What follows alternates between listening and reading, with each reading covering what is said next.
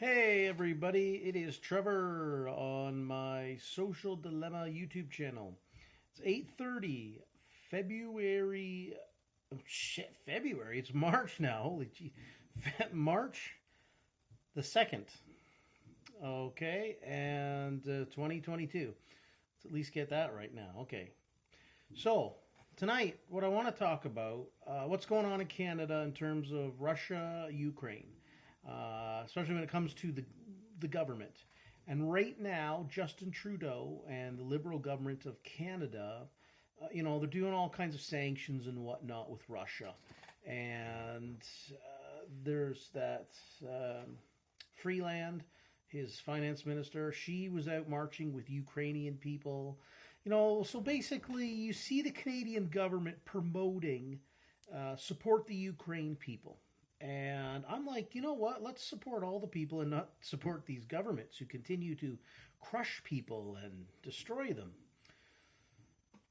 But basically, so what I was thinking was, hey, what about so the Canadian government wants us to support Ukraine people. What about Russian Canadians? And I'm concerned about that because I've no Russian Canadians, and their thoughts.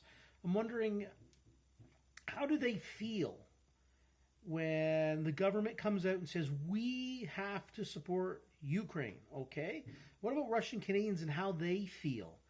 Do they feel scared? Are they going to be persecuted?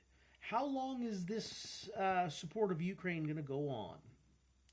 I'm hoping the Russia-Ukraine, it ends soon. But if it doesn't, and we continue down this road, we're going to support the Ukraine. Okay.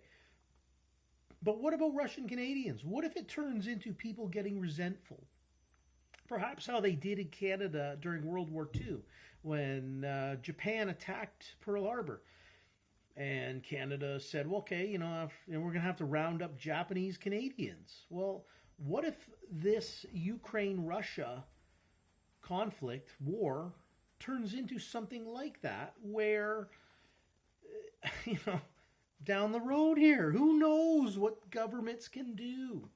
They could round up Russian Canadians.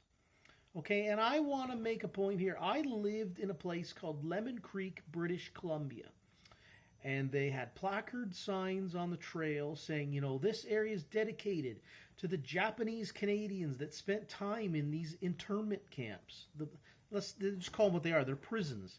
Okay, they were prisoners put into camps because they simply, they were Japanese. But hey, these were Japanese Canadians.